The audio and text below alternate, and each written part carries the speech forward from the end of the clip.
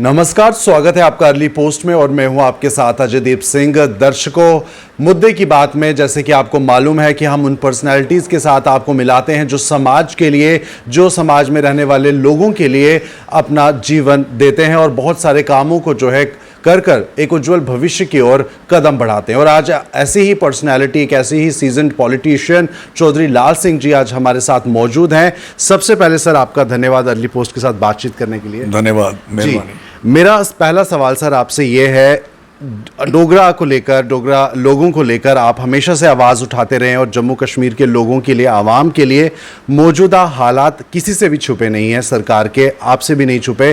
किस तरह से आप देखते हैं कि धारा 370 हटने के बाद क्या माहौल जम्मू कश्मीर में इस समय है? जो वादे बीजेपी ने किए थे, आपकी विचारधारा क्या है? मैं समझता हूँ कि बड़ा नुकसान हुआ उस चीज़ से। आज खासकर जम्मू का नुकसान ज़्यादा हुआ जी। लद्दाख वालों ने छुट्टी मांगी थी, उनको मिल गई, वहाँ कोई इनकी इंटरफेरेंस है नहीं।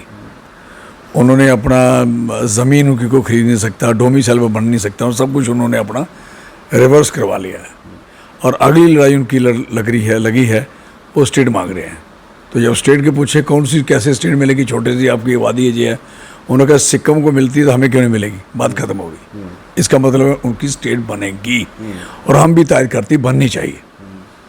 दूसरा नंबर, जम्मू को उम्मीद थी कि हमें कुछ हटके कुछ फ़ायदा होना है।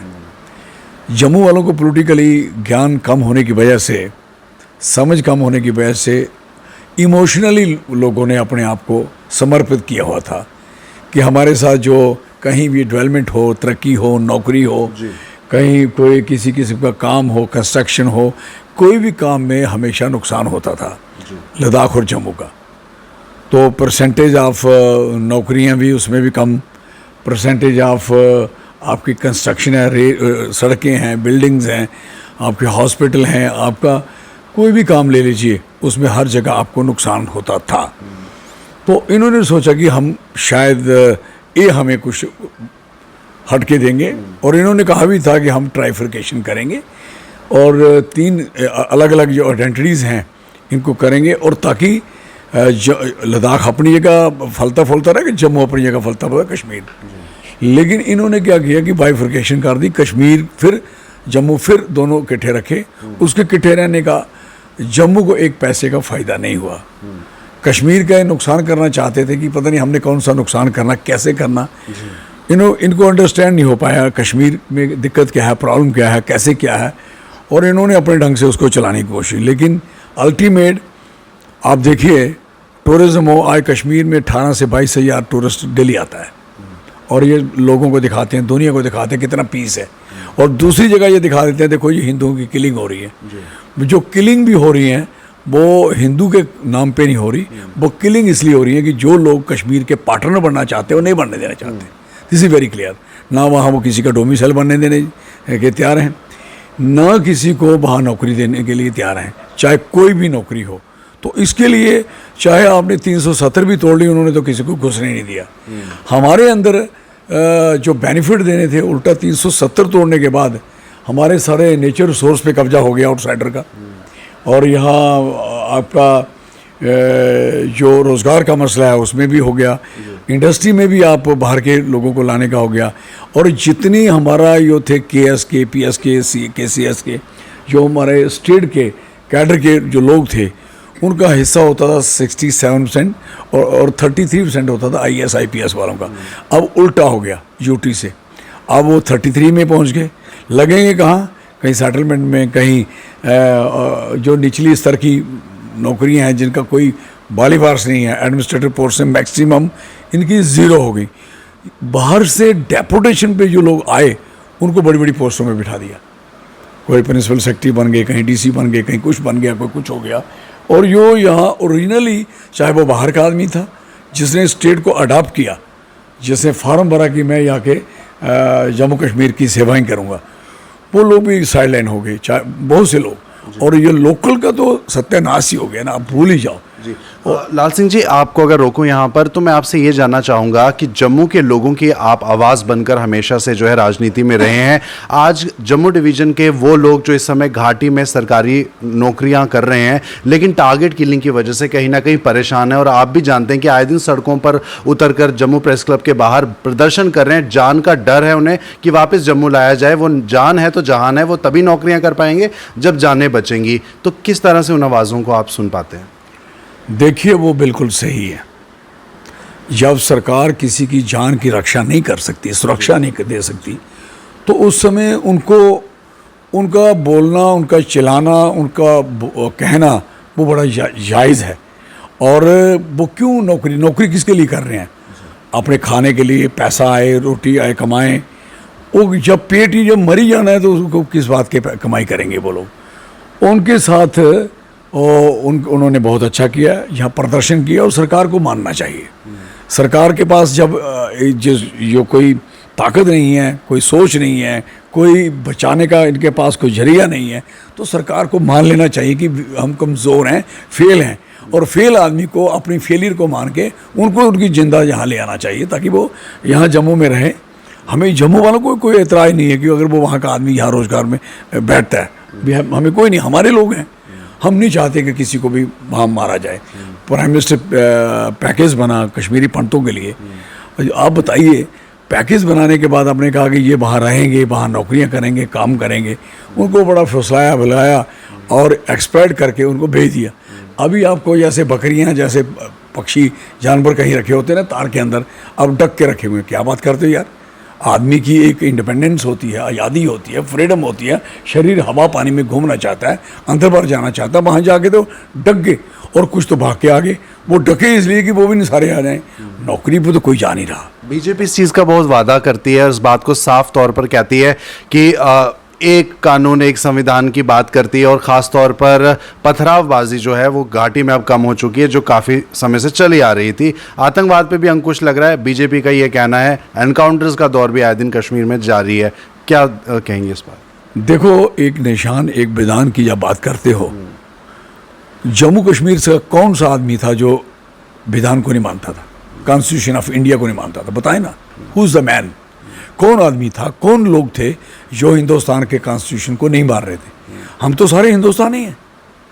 जब आर्टिकल 1 में हम सबको लिखा गया है, ये वकील साहब हैं, बेहतर जानते हैं, आर्टिकल 1 में लिखा गया है कि आप जितने भी लोग हो यूनियन ऑफ इंडिया का हिस्सा हो। बात ही खत्म है। उसके आगे पीछे मतलब क्या रहा? और दूसरा नंबर, अगर आपको उसमें 370 देते हो या 371 देते हो, जैसे 371 गुजरात को दी है, महाराष्ट्र को दी है, 7 स्टेट हैं, असम की है, अरुणाचल है, मणिपुर है, आपका मेघालय है, 7 स्टेटें हैं, उनको आपने 371 दी हैं। ए से जे तक आपने स्टेटों को दिया हुआ है। तो इसका मतलब वो हिंदुस्तान की स्टेट नहीं है क्या? जम्मू कश्मीर हिंदुस्तान की स्टेट नहीं थी क्या? जम्मू कश्मीर हिंदुस्तान नहीं था क्या? जम्मू कश्मीर में 26 जनवरी 15 अगस्त में तिरंगा झंडा नहीं चढ़ता था क्या? क्या राष्ट्रगान जहाँ नहीं गाया जाता था? मुझे बताओ, यहाँ कमी क्या थी जिससे आपको लगता था कि यहाँ हिंदुस्तान जिंदाबाद नहीं है? कमी वो जो थी, जो कहीं थी, वो आज इन्होंने कर ली, पूरी हो गई। बताएं, आज वो लोग इनके कंट्रोल में आ गए। जो लोग पहले इनके साथ थे, देश के साथ थे, नारे लगाते थे, वो पहले भी सफरर थे, आज भी सफरर हैं। They are more sufferer. और इतने सफरर हैं कि, और मैं कह सकता हूँ जिन्होंने घर घर पे तिरंगा लगा के इतने सफ़र हैं और सफोकेशन में, उनका कोई भी पूछने को, उनके हक में कोई भी खड़ा होने के तैयार नहीं है। अब ये देखें कि 371, 370 किसका पार्ट है? कॉन्स्टिट्यूशन ऑफ इंडिया का। इस जम्मू कश्मीर के कॉन्स्टिट्यूशन में तो नहीं लिखा था। मैं आपको एक एग्जांपल देता हूँ। रोज़ यूरोप जाते हैं ये लोग, यूरोप को बड़ा डेवलप, यूरोप हाई डेवलप है, हम अंडर डेवलप कंट्री में पढ़ते हैं, क्योंकि ऐसे लोग पॉलिटिशियन रहेंगे तो अंडर डेवलप ही रहना। हमें मारदारी नहीं खत्म होनी, मिलिटेंसी नहीं खत्म होनी, उग्रवाद नहीं खत्म होना, और हिंदू मुस्लिम रहना, आपस में मजहबी धर्मी इन पे लड़ाइयों पे रहना। हमने कब डेवलप होना? हमें डेवलप होना ही नहीं, और इन पागलों इन किसी ने होने देना नहीं हमें। तो कहने का मकसद है कि America is the first number country in the world. America में आप जाइए, हर स्टेट का अपना कॉन्स्टिट्यूशन, अपना एजेंडा है, ड्यूल मेंबरशिप है, एक अमेरिकन, एक उनकी स्टेट की। मुझे बताओ, वो अमेरिकन नहीं है? क्या अमेरिका कमज़ोर है?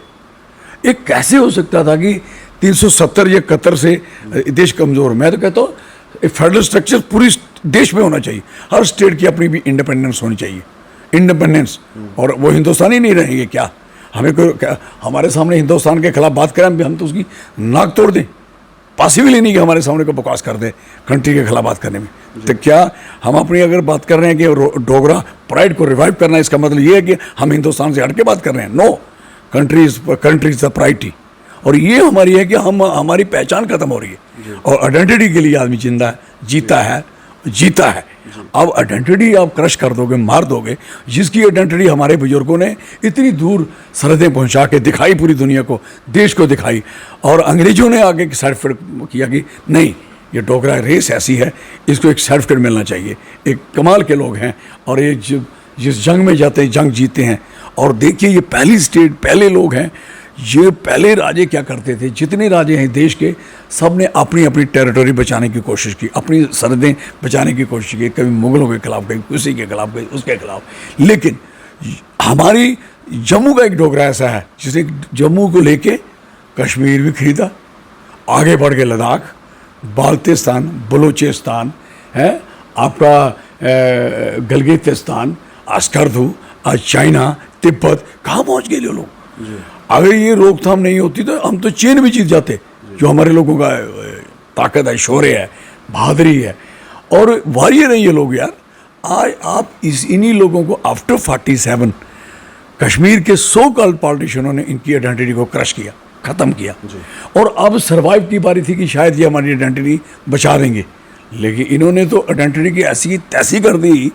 पहले तो कोई और हमारी आइडेंटिटी को डिल्यूट करने की कोशिश कर रहे थे, इन्होंने आके वो डिल्यूशन की है। कितना डोमिसाइल बना दिया आउटसाइडर का, क्या मतलब है उसका?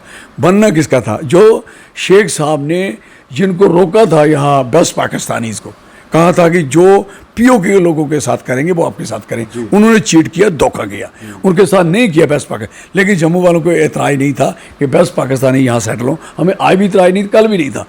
हम आज भी कहते हैं डोमिसाइल उनका बनना चाहिए था, डोमिसाइल वाल्मीकि समाज का बनना चाहिए था। बाकी लोगों का डोमिसाइल बनने का क्या और हमारा क्यों?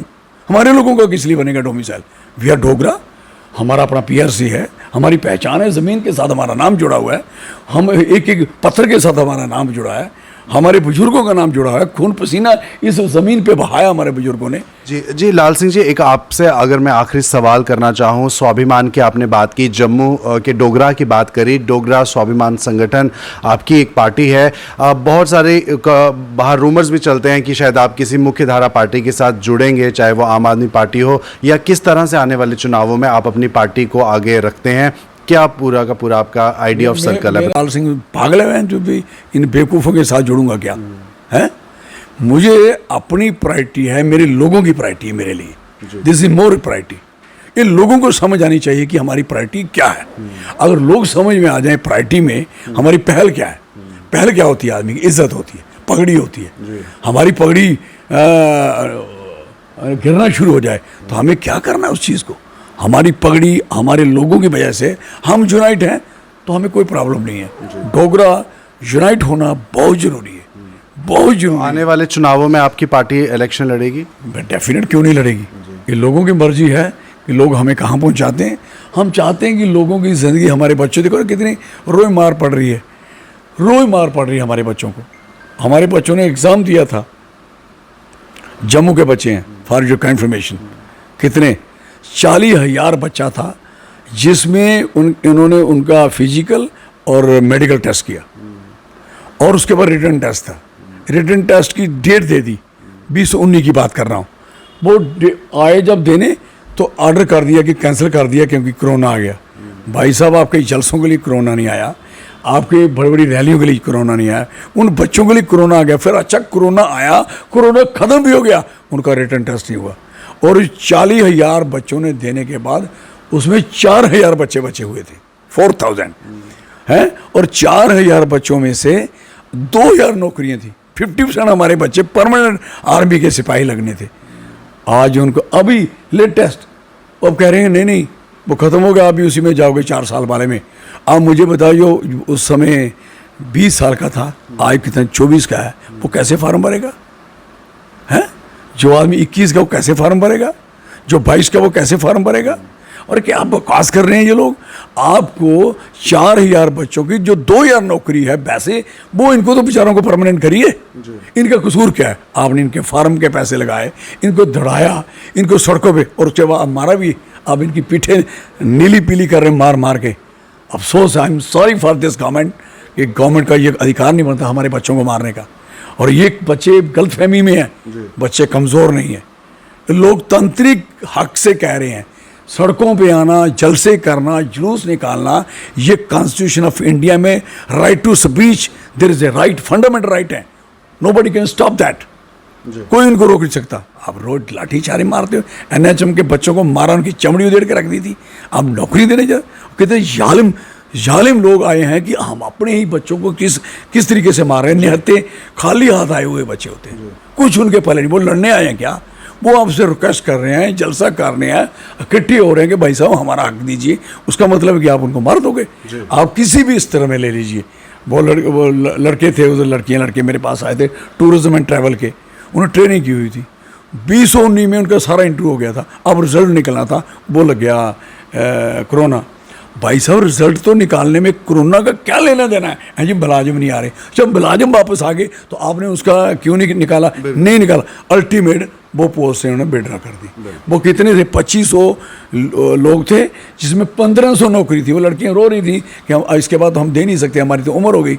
मुझे बताओ इन्होंने कितना अत्याचार किया। और जो जम्मू के लोगों ने 2 सीट इनको दी, आज वो लोग रोते हैं कि इनको 2 सीट्स क्यों दी। बिल्कुल जी, बिल्कुल। तो दर्शकों, सुना आपने क्या कुछ कहना है चौधरी लाल सिंह जी का। और इस बात को लेकर कोई शक नहीं है कि जो मौजूदा हालात इस समय जम्मू के अंदर, अगर ख़ास तौर पर बात की जाए, जो युवाओं के हैं, चाहे वो बॉर्डर बटालियन के बच्चे हों, एनएचएम के बच्चे हों, या रायबरे खेल हो, रायबरे जंगलात हो, तमाम जो युवा हैं इस समय सड़कों पर उतरकर आए दिन प्रदर्शन कर रहे हैं। और इसका कड़ी पुरजोर, अगर कहें तो पुरजोर तरीके से लाल सिंह जी ने भी निंदा की है। और आज के मुद्दे की बात में आपने सुना कि किस दिशा में जो है आगे अब ये जो पार्टी है डोगरा स्वाभिमान संगठन की, वो भी आगे बढ़ेगी। बहरहाल ये थी आज की हमारी मुद्दे की बात चौधरी लाल सिंह जी के साथ। तो आप ऐसे ही तमाम अपडेट्स के लिए और डिबेट्स के लिए अर्ली पोस्ट के साथ बने रहिए। मुझे दीजिए इजाजत मेरे कैमरा पर्सन गगन के साथ। नमस्कार। जय